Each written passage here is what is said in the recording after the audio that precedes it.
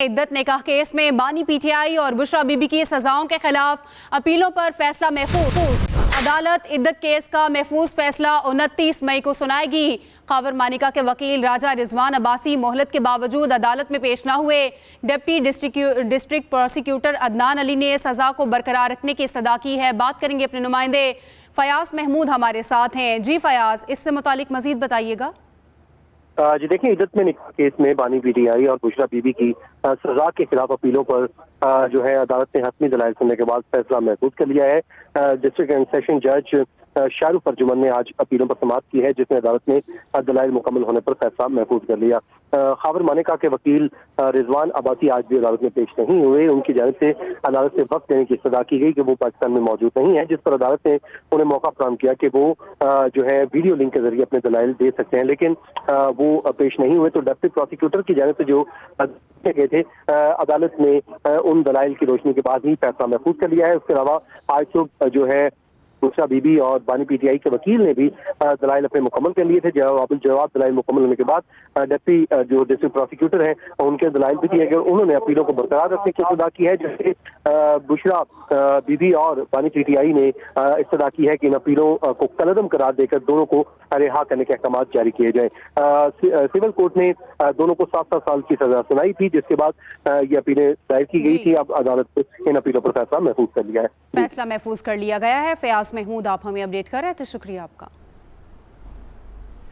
IMF का अवाम पर नए टैक्स बम गिराने का मुतालिबा। IMF की पेट्रोलियम पर 18% GST लगाने की तजवीज़। आलमी मालियाती इदारे का बिजली और गैस के टैरिफ में भी इजाफे का मुतालिबा। अहम खबर है, आपको अपडेट करेंगे इस बारे में। IMF ने अवाम पर नए टैक्स बम गिराने का मुतालिबा कर दिया है। IMF की पेट्रोलियम पर 18% GST लगाने की तजवीज़ सामने आई है। IMF ने हुकूमत को बिजली और गैस टैरिफ में इजाफे और पेट्रोलियम पर 18% GST लगाने की तजवीज़ दे दी। ज़राए के मुताबिक पाकिस्तान और IMF के दरमियान नए कर्ज प्रोग्राम पर मुज़ाकरात आज खत्म होने का इम्कान है।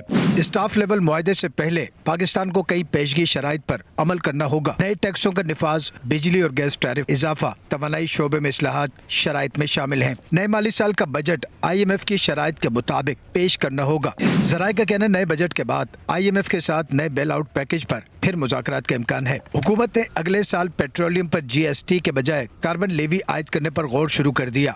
हुकूमत पेट्रोलियम मसनूआत पर पहले ही 60 रुपए फी लीटर पेट्रोलियम लेवी वसूल कर रही है। अगले माली साल पेट्रोलियम लेवी से 1080 अरब रुपए हासिल होने का तखमीना है। अगले 2 साल में पेट्रोलियम लेवी की मद में 2295 अरब रुपए आमदन का इम्कान है। Irshad Ansari, Express News, Islamabad. Bulletin में बात करते हैं। वजीर आजम शहबाज शरीफ एक रोज़ा दौरे पर मुत्तहिदा अरब अमारात पहुँच गए। UAE के नायब सदर और वजीर आजम शेख मंसूर बिन जैद ने पुरतपाक इस्तकबाल किया।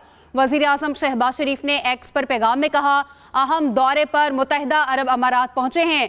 तारीखी और बरादराना पाक UAE ताल्लुकात मजीद मजबूत बनाना चाहते हैं। मुत्तहिदा अरब अमारात की क़यादत के साथ नतीजा खेज बातचीत का मुंतज़िर हूँ। आपको बता रहे हैं, वजीर आजम शहबाज शरीफ एक रोज़ा दौरे पर मुत्तहिदा अरब अमारात पहुँच गए हैं। UAE के नायब सदर और वजीर आजम शेख मंसूर बिन जैद ने पुरतपाक इस्तकबाल किया।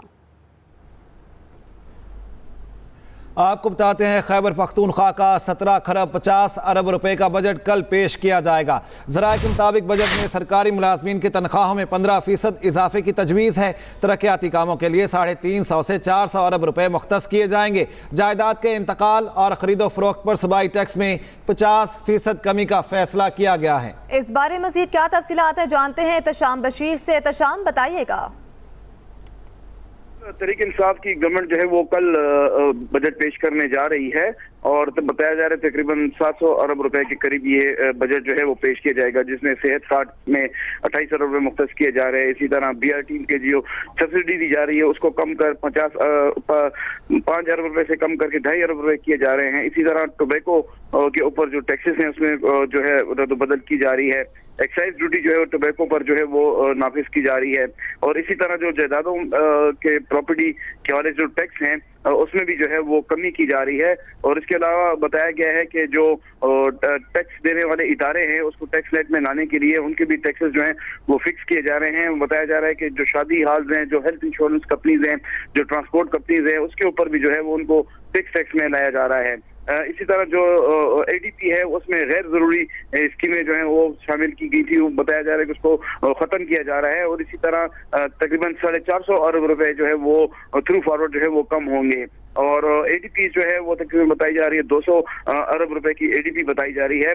मुशीर खजाना से हमारी बात हुई है तो मुजम्मिल असलम साहब से, तो उन्होंने ये बताया है कि जो सियासी बुनियादों पर जो तरक्याती स्कीमें शामिल की गई थी उसको हम खत्म कर रहे हैं ताकि जो एडीपी है उस पर बोझ ना पड़े। और जो सूबे में जारी तरक्याती स्कीमें हैं उनको मुकम्मल करने की कोशिश की जा रही है, इसीलिए हमने ज्यादा से ज्यादा पैसे जो है उन्होंने बताया कि बशीर, आपका शुक्रिया।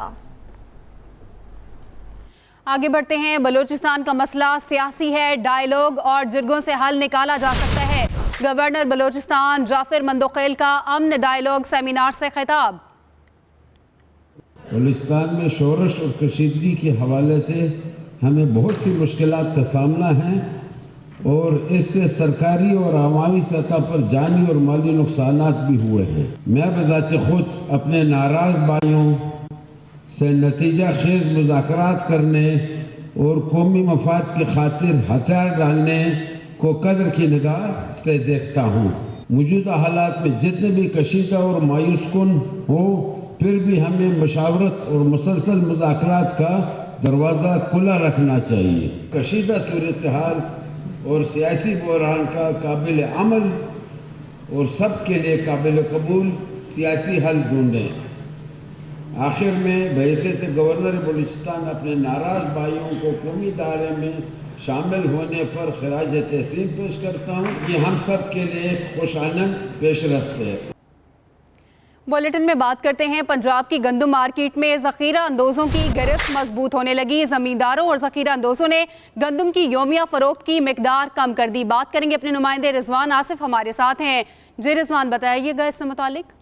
पंजाब में गंदम मार्केट जो है वो उतार चढ़ाव का शिकार हो रही है। चंद रोज कबल इस मार्केट में से कीमतें इंतहाई नीचे की तरफ जा रही थी और गंदम की कीमत जो थी 2500 से लेकर 2600 रुपये फी मन तक आ गई थी। लेकिन अब जो है जिम्मेदारों और बड़े ज़ख़ीरा अंदोज़ों ने जो है योमिया फरोख्त कम कर दी है, जिसके सबब गंदम की कीमत जो है बढ़ना शुरू हो चुकी है।